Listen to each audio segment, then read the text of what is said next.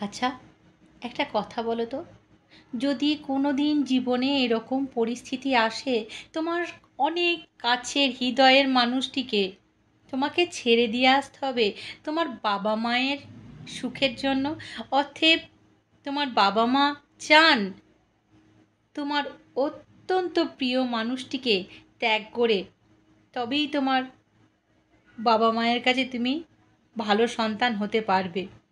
শুধু তাই নয়, সে যদি তাকেও ছেড়ে দিয়ে চলে আসে, তার 9 বছরের ছোট্ট মেয়েটিকে তার দাদুর হাতে প্রাণ হারাতে হবে, তাহলে কি মায়ের বুকে সেটা সহ্য হয়? না কোনো দিন হতে পারে? ছেড়ে এসেছে তার স্বামী, ছেড়ে এসেছে তার জীবনের সব থেকে প্রিয় মানুষটিকে, কিন্তু সন্তানটিকে কিভাবে তার চোখের সামনে মৃত্যুর পথে পথযাত্রী হতে দেখবে? সে তো মা, সে তো কোনো কিছুর বিনিময়ে তার সন্তানকে হারাতে পারে না। তাহলে কি সেই মায়ের আত্মা প্রেতাত্মা হবে না বন্ধুরা? আমি বৈশাখী বলছি, কণ্ঠে বৈশাখীতে আমি তোমাদের স্বাগত জানাচ্ছি। আমি তোমাদের যে গল্পটা শোনাবো সেটা তৈলক্যনাথ মজুমদারের লেখা ভয়ঙ্কর বাড়ি, পুজোর ভূত। আমার নাম তারক। কলকাতায় আমি বোর্ডিংয়ে থাকি। পুজোর সময় আমি বাড়ি এসেছি। এটা কিন্তু আমার নিজের বাড়ি নয়, এটা আমার মামার বাড়ি। মামার বাড়িতেই আমি মানুষ হয়েছি। আমি আর আমার বোন প্রভা। স্বামী মাসি আমাদেরকে মানুষ করেছে। আমার মাকেও কিন্তু এই স্বামী মাসিই মানুষ করেছে। স্বামী মাসি সদগোবের মেয়ে। সন্ধ্যার সময় আমরা স্বামী মাসিকে ঘিরে বসলাম, আমি আর আমার বোন প্রভা আর আমার মামাতো ভাই বোনেরা। আমি বললাম, স্বামী মাসি, আজ তোমাকে একটা গল্প বলতেই হবে। স্বামী মাসি বলল, গল্প? হ্যাঁ। কেমন অন্ধকার হয়েছে দেখছো? কেমন টিপ টিপ টিপ টিপ করে বৃষ্টি পড়ছে, আর বাতাসে একবার কেমন বাতাসের ভারী আওয়াজ, গাছপালা নড়াচড়া দেখা যাচ্ছে, শোঁ শোঁ করে বাতাস চলছে, যেমন কেউ রেগে যেন বলছে এই অন্ধকারে এমন দুর্যোগের সময় ভূত প্রেত সব বাইরে বেরিয়েছে। বাপ রে, এই রকম আবহাওয়া দেখলে কেমন গা শিউরে ওঠে। স্বামী মাসি বলল, এই পুজোর সময়, এই রকমই দুর্যোগের সময় তোমার মাকে নিয়ে আমি বড় বিপদে পড়েছিলাম গো। এখন সে কথা মনে করলে ভয়ে আমার বুকটা ধরধর ধরধর করে। আমি জিজ্ঞাসা করলাম, কি হয়েছিল স্বামী মাসি? স্বামী মাসি উত্তর করল, না না না, সে কথা আমি এখন তোমাদেরকে বলবো না। তোমরা এখন ছেলে মানুষ, ছোট ছেলে, সে কথা শুনলে তোমাদের ভয় করবে। আমরা সকলেই বললাম, সে কথা শুনলে আমাদের ভয় করবে না। যাই হোক, অনেক জেদাজেদির পর স্বামী মাসি সে গল্প বলতে সম্মত হলো। স্বামী মাসি বলল, তারক ও প্রভার মায়ের নাম সীতা ছিল। সীতার মা অর্থাৎ আমাদের যে ঠাকুমা, তার হচ্ছে নাম ছিল তারামণি। মৃত্যুশয্যায় তিনি আমাকে বলে যান, মানে স্বামী মাসিকে বলে যান, আমার কাছে সত্য কর, মানে প্রতিজ্ঞা কর, সীতা আর তারককে তুই কখনো ছাড়বি না। সীতার 5 বছরের শিশু, পৃথিবীতে তার যে আর কেউ নেই। সীতাকে আমি দিদিমণি বলে ডাকতাম। আমি বললাম, আচ্ছা মা ঠাকুরান, দাদাবাবু অর্থাৎ তোমাদের মামা গো, ওই দিদিমণি কোথা কোথায় থাকবে? তাহলে দিদিমণি তো আমার কাছে থাকবে, মানে তোমার মা তো আমাদের কাছে থাকবে, কিন্তু মামা, মামা কোথায় থাকবে? তা আমি জানি না। তোমার দিদা বলল, তা আমি জানি না। দিদিমণি যাদের কাছে থাকবে থাকবে, তারা যদি আমাকে ছাড়িয়ে দেয়, তাহলে আমি কি করে তোমার মাকে দেখব? আমি তোমার দিদাকে বললাম, কিন্তু তারা যদি আমাকে রাখে, তাহলে তো আমরা তোমার মাকে দেখতে পারবো। এই কথা আমি তোমার দিদাকে বললাম। তোমার দিদা আমায় কথা দিল, তারা কখনো আমাকে ছাড়বে না। আর সত্যি কথা ছাড়েও নি। তোমাদের যেমন দিদার, তোমাদের যে কথাটা আমি গল্পটা বলছি, তোমার দিদার মৃত্যুশয্যায় তো তোমার মামাকে আর তোমার মাকে আমার হাতে রাখতে দিয়েছিল, সেরকম আমি রাখছি। কিন্তু তোমার দিদা এই কথা শোনার পর কিছুদিন পর মারা গেলেন। তোমার মামা, যার এই বাড়িটা আর কি, তিনি তখন ছোট্ট ছেলে ছিল। লেখাপড়া শিখবার জন্য একজন আত্মীয় তাকে কলকাতায় নিয়ে গেছিলেন। সীতা তার মামার বাড়িতে গেল, মানে তোমার মা গেছিল তার মামার বাড়িতে। সীতার মামা আমাকে ছাড়লেন না। আমি দিদিমণিকে মানুষ করতে লাগলাম, মানে আমি তোমার মাকে মানুষ করতে লাগলাম। দিদিমণি মামার এক সময়ে খুব বড় মানুষ ছিলেন, মানে তোমার মায়ের মামারা খুব বড়লোক ছিলেন। শুনলাম যে তার যে মা ছিলেন জগৎমোহন রায়চৌধুরী, একজন দুর্দান্ত লোক ছিলেন। তার দাদু, মামার বাড়ির দাদু আর কি। দিদিমণিকে নিয়ে আমি যখন তাদের বাড়িতে গেলাম তখন তিনি জীবিত ছিলেন। দিদিমণির মামাও দেশে থাকতেন না, পশ্চিমে কোথাও কাজে গিয়েছিলেন।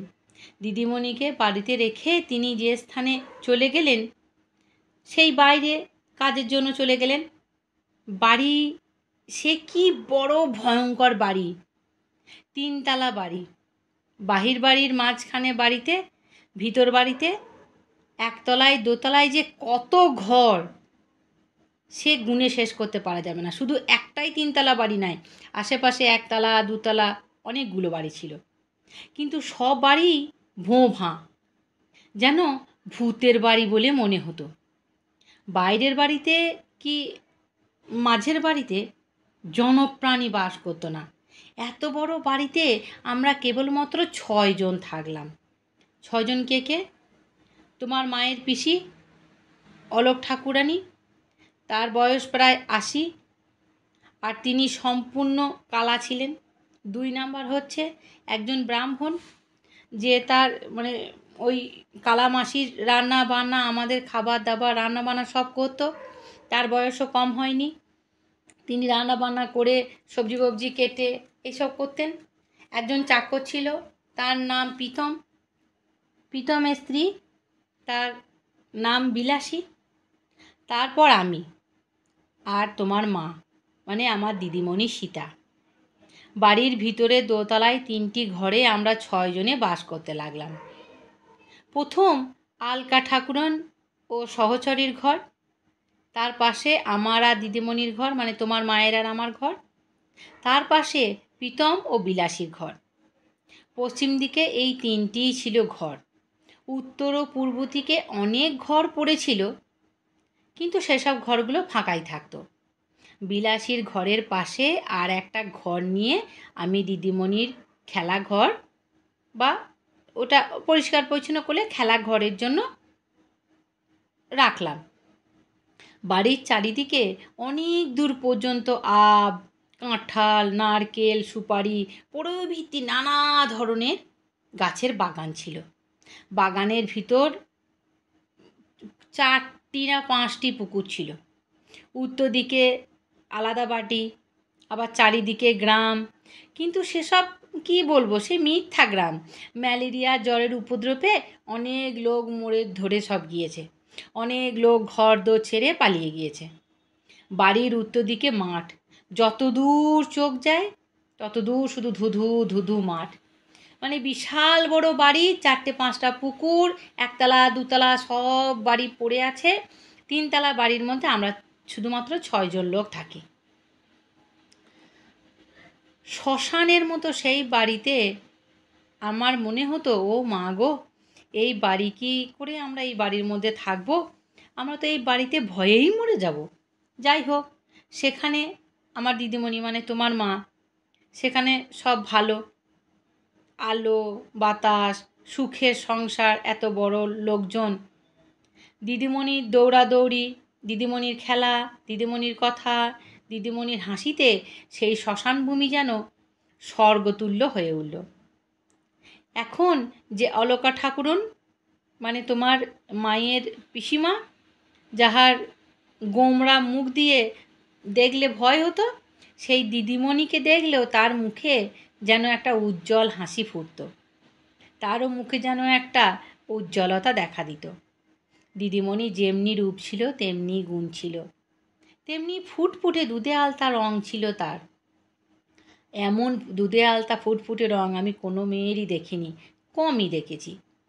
কেমন পুরস্থ গাল দুটি, কেমন ছোট্ট হাঁ মুখটা, কেমন টুকটুকে দুটি লাল ঠোঁট, কেমন পাতলা ছেঁড়া ছেঁড়া টুলটুল টুলটুল উজ্জ্বল দুটি চোখ, কেমন কান, চক্ষু খুব পাতলা পাতলা তোমার ঠোঁট, চোখের পাতাগুলো ভীষণ সুন্দর, কেমন সরু সরু চকচকে রেশমের মতো নরম নরম চুল। হায় কপাল, সেই দিদিমণিকে ছেড়ে এখন আমি কি প্রাণ ধরে রাখতে পারি? দিদিমণিকে কীভাবে হারালাম আমি। তারপর দিদিমণি যখন কথা বলতে শিখল, তখন প্রাণ যেন শীতল হয়ে যেত। প্রাণের ভিতর দিদিমণি আমার যেন সুধা ঢেলে দিত। দিদিমণিকে নিয়ে আমি সেই স্থানে বাস করতে লাগলাম। একবার এই সময় ঘোরতর দুর্যোগ ঘটে গেল। আমি মনে মনে ভাবলাম, দিদিমণির মাকে বলতে লাগলাম, তোমার ছেলেও ভালো জায়গায় আছে, তোমার মেয়েকেও আমি যত্ন করে মানুষ করছি। মৃত্যুশয্যায় আমি তোমায় কথা দিয়েছিলাম, তোমার মেয়েকে আমি দেখব, আমি তোমার মেয়েকে দেখছি। এরা আমাকে কাজে থেকে ছাড়িয়ে দেয়নি। এই কথা ভাবছি, বাইরে বসে বসে হু হু বাতাস বইছে। দিদিমণিকে নিয়ে আমি বাইরে বসেছিলাম, ঘরে এসে একটু শুলাম। সহসা বাড়ির বাইরে বেহালার শব্দ শুনতে পেলাম। রাত্রি তখন প্রায় 2 প্রহর হবে। আমি মনে মনে করলাম যে এত রাত্রিতে আমাদের বাইরের বাড়িতে বেহালা বাজায় কে? বাইরের বাড়িতে তো কেউ বাস করে না। পরদিন আমি যে বাইরের বাড়িটা ছিল সেই বাড়িটায় গিয়ে চারদিক দেখে এলাম। জনপ্রাণীকেও সে স্থানে আমি দেখতে পেলাম না। পোড়ো ভাঙা বাড়ির যেরকম অবস্থা হয় সেরকমই বাইরে যে বাড়িটা ছিল সেই রকমই অবস্থায় পড়ে থাকতে দেখলাম। ও মা, পাঠাগার নেট থেকে ডাউনলোড করে যেসব দেখা যায় বাড়ি টিভিতে মোবাইলে, ঠিক সেই রকম। যেদিন বিলাসীকে একবার একলা পেয়ে আমি জিজ্ঞাসা করলাম, বিলাসী, কাল রাত্রিতে বাইরের বাড়িতে বেহালা কে বাজাচ্ছিল? আমার কথা শুনে বিলাসীর মুখ একদম শুষ্ক হয়ে গেল। আমতা আমতা করে সে উত্তর করল, বেহালা বেহালা আবার কে বাজাবে? ও বাতাসের শব্দ। বিলাসীর কথায় আমার কিন্তু বিশ্বাস হলো না। আমি নিশ্চয়ই বুঝলাম যে সে আমার কাছে কোনো একটা বিষয় কিন্তু গোপন করছে। বিলাসী আবার আমাকে ফের বলল, যা হোক, দিদিমণিকে তুমি ওই সদর বাড়িতে খুব একটা যেতে দিও না। সাপ খোপ আছে, কি আছে না আছে, দিদিমণি কিন্তু কাজ নেই ওইদিকে গিয়ে। আরও কিছুদিন এইভাবেই কাটলো। একবার নয়, আরও অনেকবার আমি সেই বেহালার শব্দও শুনতে পেয়েছিলাম। যখনই রাত্রিবেলায় বাদলা এবং দুর্যোগ হয়, তখনই কিন্তু বাইরের বাড়ি থেকে কে যেন প্রাণপণে বেহালা বাজায়। কেমন যেন বেহালা যেন নয়, কেমন বেসুরো কাঁদো কাঁদো বেহালার শব্দ। সে বছর পুজোর সময় মহা অষ্টমীর রাত্রিতে বাইরের বাড়িতে আমি শাঁখ ঘণ্টার শব্দও শুনেছিলাম, ধূপ ধুনার গন্ধও কিন্তু পেয়েছিলাম। বলিদানের সময় যেমন একজন ভক্ত বিকট স্বরে মা মা বলে চিৎকার করে, আমি সে শব্দও কিন্তু শুনেছিলাম। এই সব ব্যাপারের অর্থটা কী তা জানবার জন্য আমার কিন্তু খুব আগ্রহ হলো। আমি ওই বুড়ি যে রান্নার মহিলাটা ছিল সহচারী, আর প্রীতমকে, বিলাসীকে আমি বারবার জিজ্ঞাসা করতে লাগলাম, কিন্তু কেউই আমাকে কিচ্ছু বলল না। এই কথা বলে সকলের প্রকৃত তত্ত্ব আমার কাছে কিন্তু ওরা কিন্তু গোপন করার চেষ্টা করে। এই রকমভাবে সে স্থানে আমাদের দিন কাটতে লাগলো। কত শতবার আমি সেই বেহালার শব্দ শুনতে পেয়েছিলাম। পুনরায় পুজোর সময় আসলো। মহা অষ্টমীর দিন 2 প্রহরের সময় দিদিমণি, প্রীতম ও বিলাসীর সঙ্গে গ্রামের বিভিন্ন পুজো দেখতে গিয়েছিল। আমি বিদেশি লোক, আমাকে কেউ নিমন্ত্রণও করে নাই, সেই জন্য আমি তাদের সঙ্গে যাই নাই। পূজা দেখে আসার সময় 5টার সময় দিদিমণি ফিরে আসলো। ফিরে এসে বিলাসী আমাকে বলল, যদু ভরের বাড়ি পুজো এবার খুব ধুম, আহা কি চমৎকার প্রতিমা করেছে। আর স্বামী দিদি, ভর গিন্নি তোমাকে অনেক করে যেতে বলেছে। আমি বললাম, আচ্ছা বিলাসী, তবে আমি একবার মাকে দেখে আসি। তুমি ভাই দেখো দিদিমণিকে, যেন দিদিমণি কোথাও না যায়। এই বলে আমি ভরেদের বাড়ি ঠাকুর দেখতে গেলাম। ভরগিন্নি আমাকে অনেক আদর করলো। অনেকগুলি খই, মুরকি, নারকেল সন্দেশ, রসকরা আরও কত কি আমার কাপড়ে বেঁধে দিল। ফিরে আসতে আমার একটু সন্ধ্যা হয়ে গেল। বাড়ি এসে তাড়াতাড়ি আমি বিলাসকে ঘরে গেলাম। দিদিমণিকে সে জায়গায় আমি দেখতে পেলাম না। বিলাসীকে বললাম, বোধহয় অলোক ঠাকুরানির ঘরে আছে, মানে পিসিমার ঘরে আছে দিদিমণি। আমি রুদ্ধশ্বাসে সে ঘরে দৌড়ালাম। অলোক ঠাকুরানি ও সহচরী দুজনাই তখন সে ঘরে ছিল। দিদিমণিকে দেখতে না পেয়ে সহচরীকে আমি জিজ্ঞাসা করলাম। সহচরী উত্তর করলো, কই, সীতা তো এ ঘরে আসে নাই, মানে দিদিমণির নাম সীতা। এইসব কথা শুনে প্রাণ আমার উড়ে গেল। পুনরায় আমি বিলাসীর ঘরে গেলাম। কাঁদতে কাঁদতে আমি বিলাসীকে তিরস্কার করতে লাগলাম। বিলাসী কেঁদে বলল যে এইমাত্র আমার ঘরের বারান্দায় সে তো খেলা করছিল। ঘরের ভিতর আমি কাজ করছিলাম, বোধহয় অন্য কোনো ঘরে সে খেলা করছে। এমন সময় প্রীতম এসে উপস্থিত হলো। আমার কান্না ও বিলাসীকে আমি যেভাবে গালমন্দ করছি সেসব কথা শুনে সহচারী সেই জায়গায় এসে উপস্থিত হলো।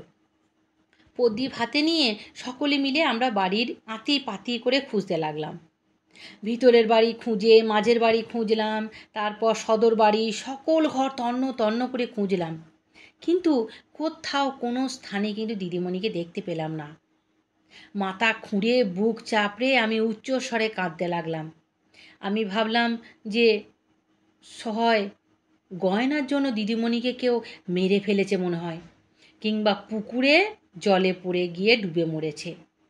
সেই সমস্ত বাড়ি ওলট পালট করে অবশেষে আমরা বাগানে ও পুকুরের ধারগুলো মনোযোগের সঙ্গে দেখতে লাগলাম, কিন্তু কোথাও কোনো স্থানে দিদিমণির চিহ্ন মাত্র দেখতে আমরা পেলাম না। শেষে প্রীতম আমাকে বলল, তোমাকে দেখতে না পেয়ে আমার মনে হয় সে তোমাকে খুঁজতে ওই পুজোর বাড়ির দিকেই গেছে হবে। আমি তখনই তাকে, দাঁড়াও আমি এখনই ওকে আনছি। এই কথা বলে প্রীতম গ্রামের যেদিকে পুজো হচ্ছিল ভরের বাড়ি সেই দিকে গেল। কিন্তু তাই বলে আমরা নিশ্চিন্তে থাকতে পারলাম না। আমরা আগেই বলেছি যে আমাদের বাড়ি বাগানের উত্তর দিকে দূর পর্যন্ত মাঠ ছিল। দিদিমণিকে খুঁজবার জন্য বিলাসী ও আমি সেই মাঠের দিকেই যেতে লাগলাম। প্রচণ্ড মেঘ করেছে, খুব অন্ধকার হয়েছে, তার উপর এখন আবার বৃষ্টি পড়তে আরম্ভ হলো গুঁড়ি গুঁড়ি। কিছুক্ষণ পরে সামনে আমরা এক প্রকার সাদা যেন কি দেখতে পেলাম। বিলাসীর বড় ভয় হলো। সে বলল, দিদি ওই দেখো একটা শাঁখ নিয়ে আসছে, এখনই আমাদের খেয়ে ফেলবে গো, আর গিয়ে কাজ নাই, এসো বাড়ি ফিরে যাই, ততক্ষণে দিদিমণি বাড়ি চলে আসবে। কোনো উত্তর না দিয়ে আমি বিলাসীর হাত ধরলাম আর সেই সাদা জিনিসটার দিকে তাকে টেনে নিয়ে যেতে লাগলাম।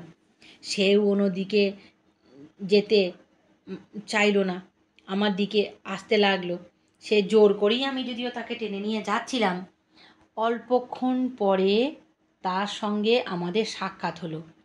বিলাসী তাকে চিনতে পারল। সে আমাদের প্রতিবেশী একজন কৃষক। কাপড় ঢাকা তার মুখের ওপর কী যেন ছিল। আমার কোনো কথা তাকে জিজ্ঞাসা করতে না করতেই সে বলল, তোমাদের মেয়েটি বুঝলে মাঠের মাঝখানে গাছতলায় অজ্ঞান হয়ে পড়েছিল। কি করে সে মাঠের মাঝখানে আসলো, হ্যাঁ, তা আমি বলতে পারবো না। আমি দেখতে পেয়েছি। এখন তোমাদের বাড়ি মেয়ে বাড়িতে নিয়ে যাও।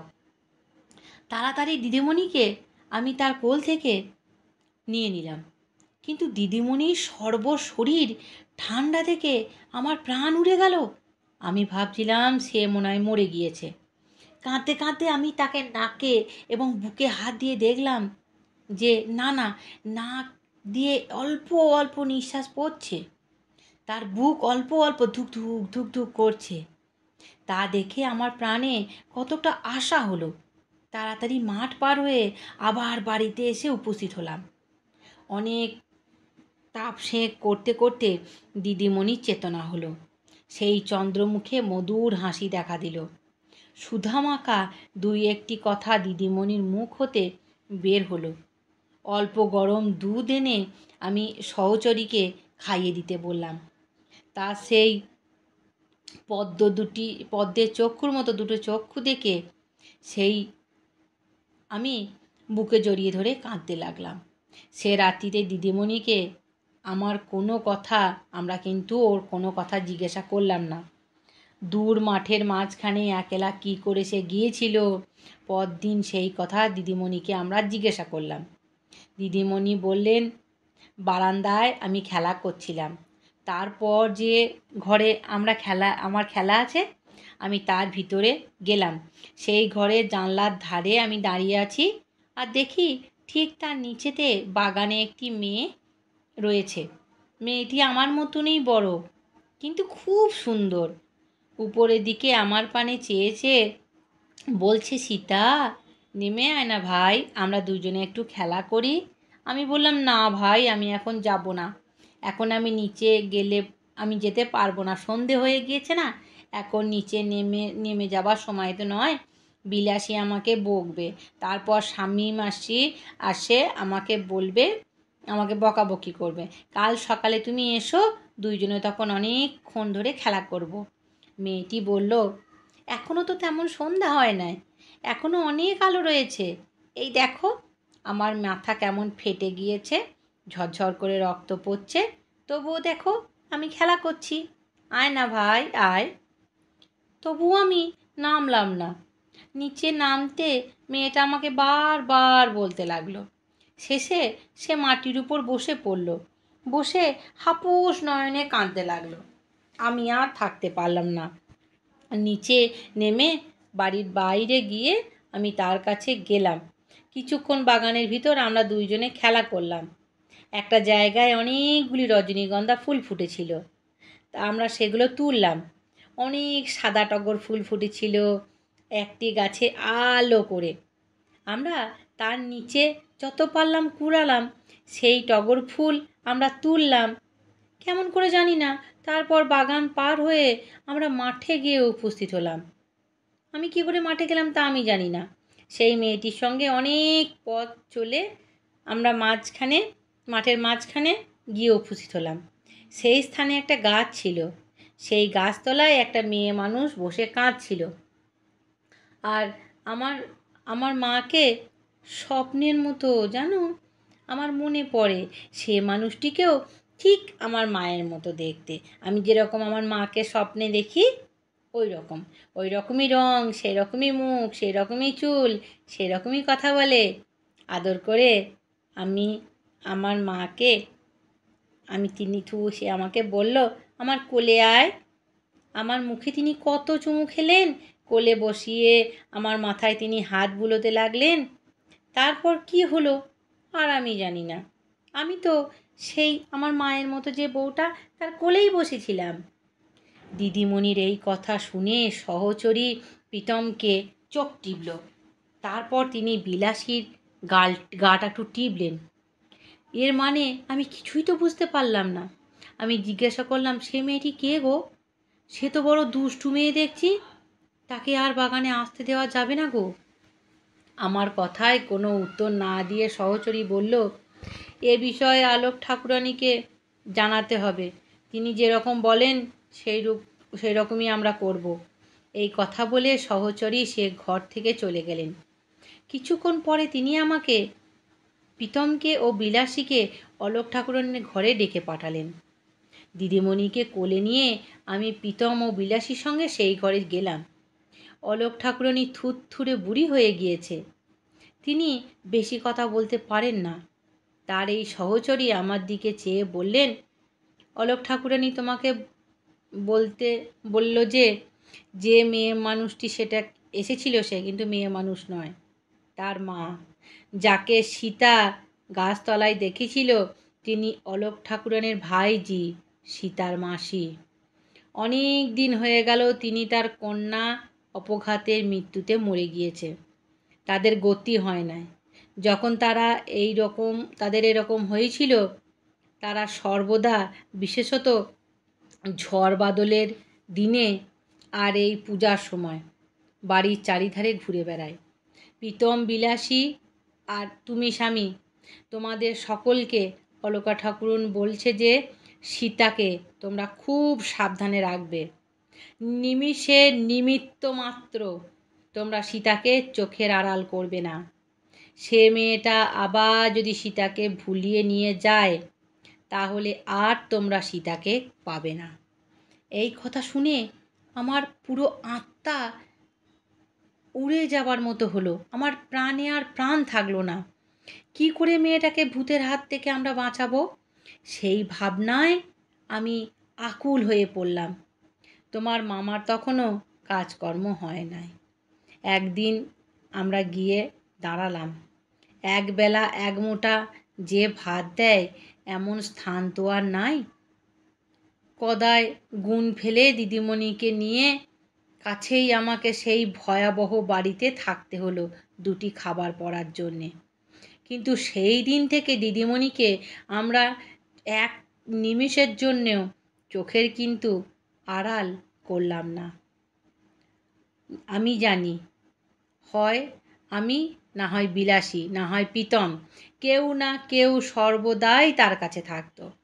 কিন্তু মাঝে মাঝে জানলার কাছে দাঁড়িয়ে দিদিমণি আমাদেরকে বলতো, ওই যে দেখো না, ওই মেয়েটি আসছে গো, ও আমাকে হাতছানি দিয়ে ডাকছে। স্বামী, তুমি আমাকে বলেছিলে না তুমি দেখতে পাচ্ছ, কিন্তু ওর পানে একবার চেয়ে দেখো না, আহা কি চমৎকার রূপ। কেবল ওরই তো, ওই তো আমাকে ডাকছে, ওই তো দেখো না, তুমিও দেখতে পাবে কেমন দাঁড়িয়ে আছে। হ্যাঁ, অন্যদিকে চোখ ফিরিয়ে নিতে আমার ইচ্ছা করে না, ওকে এমন সুন্দর দেখতে। ওই দেখো আবার আমাকে ডাকছে। আমি যাই, যতই বলছি যে আমি যাব না, ততই আমাকে ডাকছে। ওই দেখো কতই না কাঁদছে ও। আমি গেলেই ও চুপ হয়ে যাবে। আমাকে দেখো কেমন দেখছে। ও মা, তার কপালে ঝরঝর ঝরঝর করে রক্ত পড়ছে। তার ওই মাথার কপাল দিয়ে রক্ত পড়ে কাপড় ভিজে যাচ্ছে। টস টস করে তার কাপড় হইতে জল পড়ছে। ওটা জল নয়, এ আবার কি? হাত দিয়ে সে আমার মাথা আমাকে দেখাচ্ছে গো। আহা, মেয়েটির মাথায় কে মেরেছে গো? মাথা থেকে গল গল গল গল করে রক্ত পড়ছে। স্বামী, একবার আমাকে ছেড়ে দাও না, আমি ওর কাছে যাই, ওকে বাড়ির ভিতর ডেকে নিয়ে আসি, তুমি ওর মাথায় ওষুধ দিয়ে দেবে, আমার ওই কাপড়খানা আমি ওকে পরতে দিব। যাই ভাই যাই। এই রকম করে বলতে বলতে তাড়াতাড়ি আমি তোমার মাকে গিয়ে কোলে নিয়ে নিতাম। উপর থেকে বাগানের দিকে আমি চেয়ে দেখতাম, কিন্তু আমি কিছুই দেখতে পেতাম না। কি করব? ঘরের জানলা দরজা বন্ধ করে মেয়েকে কোলে নিয়ে ভয়ে জড়সড় হয়ে আমি বসে থাকতাম। শুধু সে মেয়েই দেখতে পেত, আমরা কেউ দেখতে পেতাম না। এই রকমভাবে অতি কষ্টে আমরা সেই বাড়িতে দিনপাত করতে লাগলাম। পুনরায় পুজো আসলো। এই সময় দিদিমণি সেই মেয়েটাকে ঘন ঘন দেখতে লাগলো। বাগানের দিকে জানলায় এখন আমি সর্বদাই বন্ধ করে রাখি। তবুও দিদিমণি বলতো, স্বামী জানলাটা একটু খুলে দাও না, মেয়েটি নিচে এসেছে, সে আমাকে ডাকছে।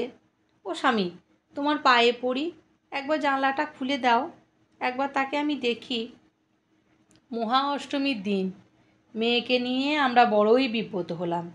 সেই দিন ভয়ানক দুর্যোগ হয়েছিল। সীতাকে কোলে নিয়ে আমি ঘরে বসেছিলাম, এখন আর বাইরে নয়।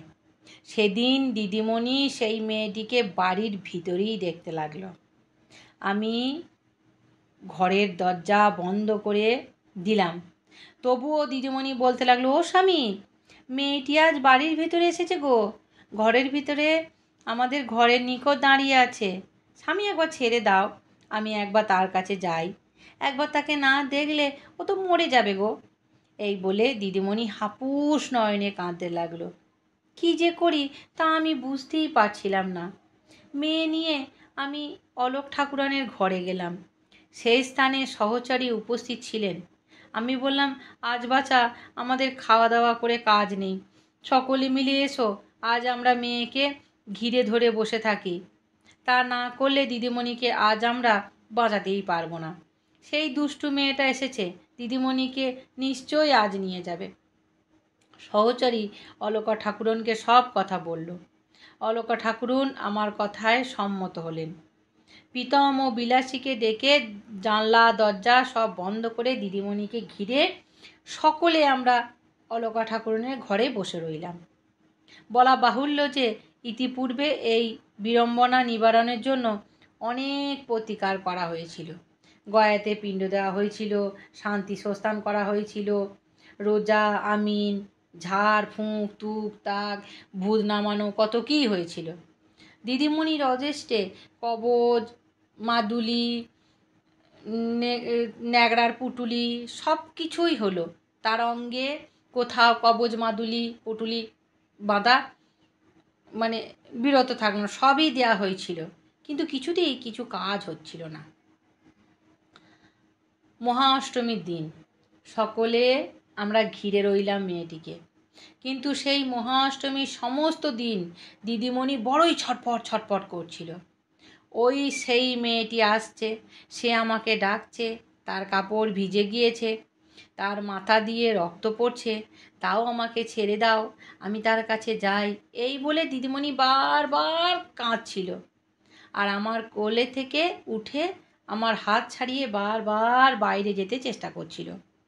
অতি কষ্টে আমি তাকে ধরে রেখেছিলাম। সন্ধ্যার পর দিদিমণি ঘুমিয়ে পড়েছিল। আমি ভাবলাম যে এইবার বুঝি আমাদের বিপদ কেটে গেল, আর বুঝি কোনো উপদ্রব হবে না। কিন্তু আমার কেহ নিদ্রা যাইবার কোনো রকম অবকাশ আমরা দেখাইনি। আমরা কেউ ঘুমাইনি। ঘরে 2টা আলো জ্বেলে রেখে সকলে জেগে বসে থাকলাম। রাত্রি প্রায় 2 প্রহর হলো। এমন সময় সহসা বাইরের বাড়িতে সেই বেহালা বেজে উঠল। কেবল বেহালাই নয়, তার সঙ্গে ঢাক, ঢোল, শঙ্খ, ঘণ্টা, কাশি সব বেজে উঠল। সেই সকল বাজনা ছাপিয়ে বলিদানের সেই ভয়ানক মা মা চিৎকারে আমাদের যেন কান তালা লেগে যেতে লাগলো। আতঙ্কে আমাদের প্রাণ শিউরে উঠল, ভয়ে আমাদের শরীর রোমাঞ্চ হয়ে উঠল। হতভম্ব হয়ে আমরা বসে আছি। এমন সময় ধর্মর করে দিদিমণি উঠে বসে পড়ল। আমরা কিছু বলতে না বলতেই সরাত করে সে দরজাটা খুলে খপাট করে দরজাটা খুলে দিয়ে তারপর আমরা তাকে ধরতে না ধরতে রুদ্ধশ্বাসে বাইরের বাড়ির পুজোর দালানের দিকে সে দৌড়ালো। ও মা, এ কী হলো, কী সর্বনাশ! এই কথা বলতে বলতে হঠাৎ অলোক ঠাকুরানী ছাড়া আর সকলেই আমরা তার পেছন পিছন দৌড়াতে লাগলাম, কিন্তু তাকে ধরতে পারলাম না। দিদিমণি আমাদের আগে আগে গিয়ে বাইরের বাড়ির পুজোর দালানে গিয়ে উপস্থিত হলো। সেই স্থানে অদ্ভুত ব্যাপার দেখে আমরা অজ্ঞান হয়ে যাবার জোগাড় হয়ে গেছিল। এখন আর সেই ভাঙা জনশূন্য বাড়ি নয়, খুব ধুমধামের সঙ্গে পুজো হচ্ছে। যেরকম হয় দুর্গাপুজো, যে স্থানে এখন দুর্গাপুজো হয় ঠিক সেই রকম। দালানের মাঝখানে রয়েছে প্রতিমা, বৃহৎ প্রতিমা, নানা সাজে সুসজ্জিত প্রতিমার চারিদিকে নৈবেদ্য প্রভৃতি পূজার আয়োজন রয়েছে। সম্মুখে পুরোহিতগণ সবাই বসে আছে, এক পাশে একজন চণ্ডী পাঠ করছে, সম্মুখের উঠোনে লোকে লোকারণ্য হয়ে আছে, ধূপ ধুনা গন্ধে চারিদিক আমোদিত হয়ে আছে। দালানে উঠানে সকল স্থানে ঝাড় লণ্ঠন জ্বলছে। মূল কথা, এখন ধুমধামের সঙ্গে পুজো। আমি এই প্রথম, জীবনে কখনো এত বড় পুজো আমি দেখি নাই। দিদিমণি কারো প্রতি ভ্রূক্ষেপ না করে দালান পার হয়ে দালানের পূর্ব দিকে চলে গেল। ভয়ে কাঁপতে কাঁপতে আমরা তাহার পেছন পেছন চললাম। দালানের পূর্ব দিকে একটা ঘর ছিল। সেই ঘরের তক্তপোশের উপর একজন বৃদ্ধা বসে আছে। বৃদ্ধ, তার বাঁ হাতে বেহালা আর দক্ষিণ হাত দিয়ে একটা বাজাই তার ছিল, মানে যেটা দিয়ে বেহালা বাজায়। একটি পরমা সুন্দরী স্ত্রীলোক মাটিতে বসে বৃদ্ধের পা দুখানি ধরে কি যেন বলছে। সেই স্ত্রীলোকের পাশে একটা 7-8 বছরের মেয়ে দাঁড়িয়ে আছে। দিদিমণি বরাবর গিয়ে সেই ঘরের দরজার এক পাশে দাঁড়ালো। খপ করে আমি গিয়ে দিদিমণির হাত ধরে ফেললাম। তারপর আমরা সকলেই সেই দরজার সামনে দাঁড়িয়ে রইলাম। যে স্ত্রীলোক বৃদ্ধের পা ধরেছিলেন তিনি এখন কাঁদো কাঁদো সুরে মধুর স্বরে বলল, বাবা, অপরাধ করেছি সত্য, কিন্তু আমি তো তোমার কন্যা। এত শত অপরাধ করলেও তুমি আমাকে ক্ষমা করে দিতে পারবে না? আমাকে না ক্ষমা করো, না ক্ষমা করবে? এই মেয়েটিকে দেখো, একে নিয়ে এখন আমি কোথায় যাই? এই বৃদ্ধ এত নিষ্ঠুর, ভাষায় বলা যায় না।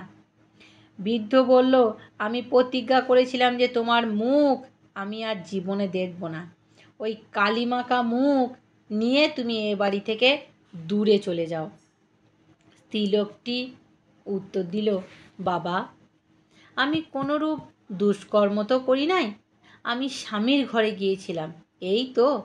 বৃদ্ধ বলল, তুই দূর হ, আমার সামনে থেকে দূর হ।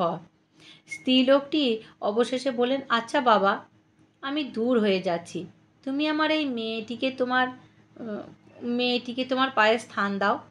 এই মেয়েটি তো কোনো অপরাধ করে নাই। একে তুমি তোমার কাছে রাখো।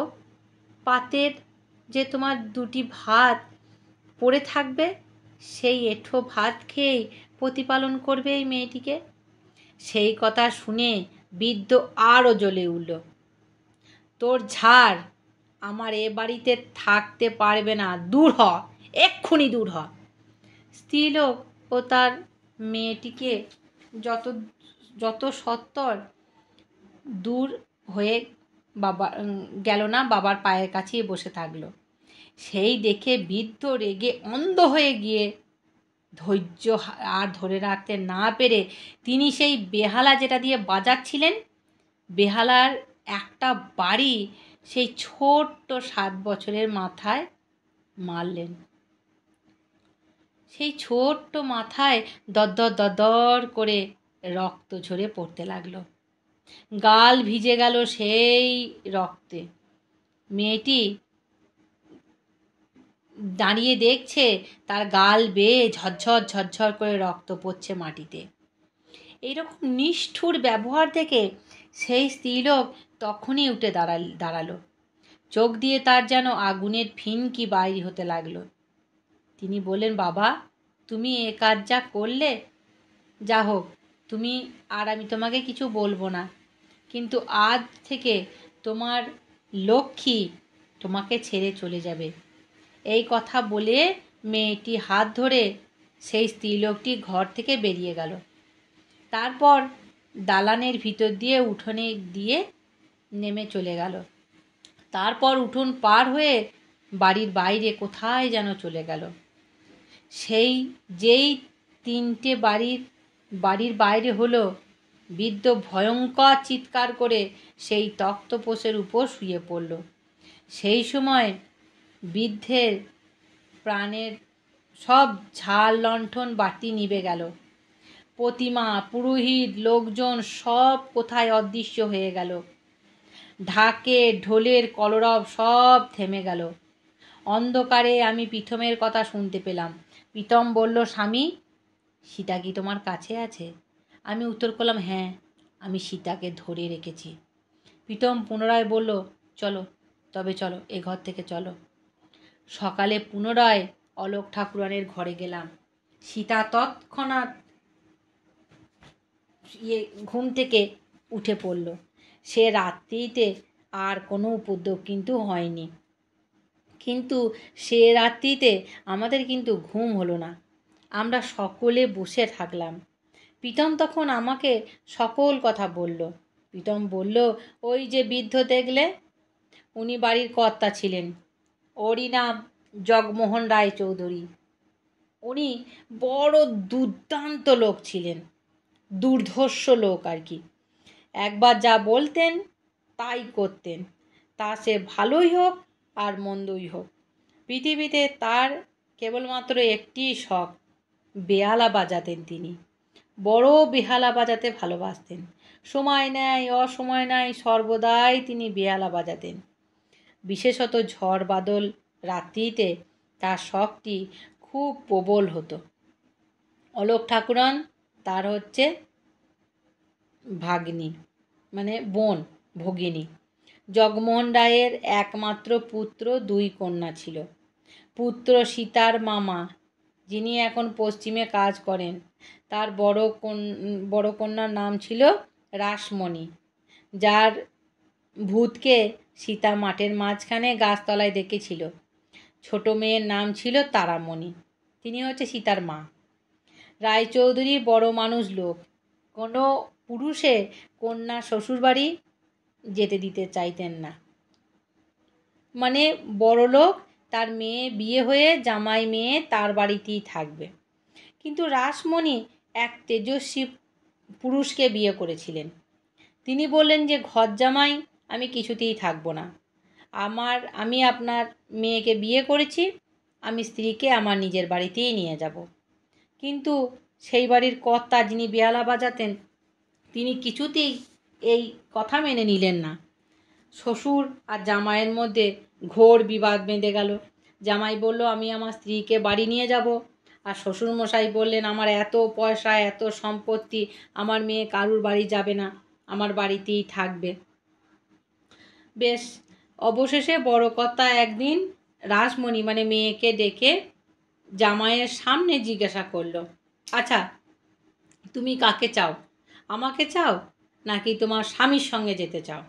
রাসমণি উত্তর করলো, বাবা তুমি আমার বাবা বটো, কিন্তু স্ত্রীলোকের স্বামীই তো সর্বস্ব।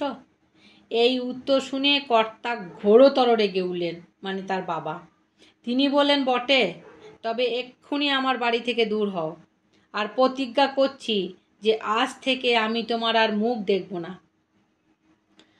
রামমণি শ্বশুরালয়ে গমন করলেন। 9-10 বছর পরে স্বামীর ঘর থেকে ফিরে এলেন। তার একটি কন্যা হলো। সেই কন্যাটির ভূত সীতা যাকে মাঠে দেখেছিল। 9-10 বছর পরে রাসমণির স্বামীর মৃত্যু হলো। পরিবার প্রতিপালনের জন্য তিনি একটি পয়সাও কিন্তু রেখে যান নাই। রাসমণি ঘোর বিপদে পড়ল মেয়েকে নিয়ে। সে বাবাকে কয়েকবার চিঠিও লিখেছিল, বাবা কোনো উত্তর দিল না। অবশেষে সে মেয়ে ভাবল, পুজোর সময় লোকের মন তো নরম হয়, এই পুজোর সময় বাবার পায়ে গিয়ে যদি পড়ি তাহলে বোধহয় বাবা আমাকে ক্ষমা করে দেবে। পুজোর সময় সে মেয়েকে নিয়ে রাসমণি বাবার বাড়িতে এসেছিল। তারপর বাবাকে বলল যে কথা, সে কথা তোমরা আগেই শুনেছ। বাবা মেয়ের মাথায় ওই বেহালা লাঠি দিয়ে আঘাত করলো, মাথার রক্ত ঝরঝর করে পড়তে লাগলো। মেয়ে বাবাকে অভিশাপ দিয়ে চলে গেল। অষ্টমীর দিন সত্যই সেই রকম ঘটনা ঘটেছিল। কন্যার হাত ধরে রাসমণি যখন চলে গিয়েছিল, পক্ষাঘাতে রোগ হয়ে কর্তা তৎক্ষণাৎ অজ্ঞান হয়ে পড়ে গিয়েছিল। অনেকক্ষণ পরে তুমুল ঝড় উঠেছিল, সেই সঙ্গে মুষলধারে বৃষ্টি পড়েছিল। পরদিন সকালে দেখা গেল যে রাসমণি ও তার মেয়ে দুজনেই মাঠের মাঝখানে গাছতলায় মরে পড়ে আছে। কর্তা আরও কয়েক মাস জীবিত ছিলেন, মানে বাবা অনেক কয়েক মাস জীবিত ছিলেন, কিন্তু সেই দিন থেকে আর তিনি মুখে কথাই বলতে পারেননি। কি হয়ে গেল যে তিনি বুঝতেও পারলেন না। আর সত্যি সত্যি যে তার ঘর থেকে লক্ষ্মী কিভাবে তাকে ছেড়ে গেল তা কেউ বলতে পারে না। জমিদারি টাকা কড়ি কী রূপে কোথা দিয়ে কোথা হইতে উড়ে গেল সেও আর কেউ জানে না। সে কি করে কে সবাই বলবে, মেয়ের অভিশাপই হোক বা কোনো কিছুর অত্যাচারই হোক, ঘর জামাই রাখার অহংকার সেই সঙ্গে দূর হলো। সেই জন্য সীতার মাকে শ্বশুরবাড়ি পাঠাতে আর কোনো আপত্তি ছিল না। মানে দিদিমণির মাকে আর কি। কর্তা রাসমণি ও তার কন্যা তিনজনই এখন ভূত হয়েছেন। কতবার গয়াতে পিণ্ড দেওয়া হয়েছে, কিন্তু কোনো ফল হয়নি। পরদিন সকালে আমি ভাবলাম যে ভিক্ষা করে খেতে হয়, খাবো, সেও স্বীকার। কিন্তু সীতাকে নিয়ে এ বাড়িতে আমি আর থাকবো না। কারণ ওদের তো গয়ায় পিণ্ড দেওয়া হয়েছে, অনেক কিছু করা হয়েছে, কিন্তু কোনো ফল হয়নি। সীতার ভাই মানে তোমার মামাকে আমি চিঠি লিখলাম। ভাগ্যক্রমে এই সময় তার একটা কাজ হয়েছিল, একটা কাজ পেয়েছিল। তিনি এসে আমাকে আর সীতাকে মানে তোমার মামা তোমার মাকে আর আমাকে তার বাড়িতে নিয়ে গেল। কিছুদিন পর সীতার বিয়ে হলো। তারপর তো তুমি আর তোমার বোন প্রভা হলে। কিছুদিন পরে তোমার পিতার কাল হলো। এতদিন পরে দিদিমণিও তার সঙ্গে স্বর্গে গেলেন। দিদিমণিকে হারিয়ে কি করে আমি যে এ প্রাণ ধরে রেখেছি তাই আশ্চর্য। যাই হোক, তোমাদের দুজনকে পেয়ে আমি শোক অনেকটা নিবারণ করতে পেরেছি। মা দুর্গা তোমাদেরকে আর যত ছেলেপিলেকে আছে সবাইকে যেন বাঁচিয়ে রাখে। আমি বৈশাখী বলছি। আমার গল্প তোমাদের কেমন লাগলো তোমরা আমাকে কিন্তু কমেন্ট করে জানাতে ভুলো না। আর তোমরা কে কে ভূত বিশ্বাস করো আর বিশ্বাস করো না সেটাও কিন্তু আমাকে জানাতে ভুলো না। হ্যাঁ, আর যদি আমার কোনো জায়গায় ভুল হয়ে যায়, যদি তোমাদের মনে হয় যে আমাকে তোমাদের ঠিক করে দেওয়া উচিত, তোমরা আমাকে বলো যে দিদি তোমার অমুক জায়গায় ভুল হয়েছে, অমুক জায়গায় ভুল হয়েছে। আমি না ঠিক করে নেওয়ার চেষ্টা করব। মানুষ মাত্রই তো ভুল হয় বলো, আর সে সংশোধন তো মানুষই করে। তোমরা আমার ফ্যামিলি, তোমরা আমার বন্ধু, তোমরা আমার পরিবার। তোমরা যদি আমাকে শুধরে না দাও তো কে শুধরে দেবে? আর তোমরা যে ভালো ভালো কমেন্টগুলো করছো আমার ভীষণ ভালো লাগছে। তোমরা যেভাবে আমাকে আগিয়ে নিয়ে যাচ্ছ আর তোমাদের হাত আমাকে বাড়িয়ে দিয়েছো, আমি তোমাদের হাত ধরে অনেক দূর যেতে পারবো। আর এরকম অনেক সুন্দর সুন্দর ভালো ভালো গল্প তোমাদের আমি উপহার দিতে পারবো। ভালো থেকো, সুস্থ থেকো, সঙ্গে থেকো, সাবধানে থেকো। নমস্কার।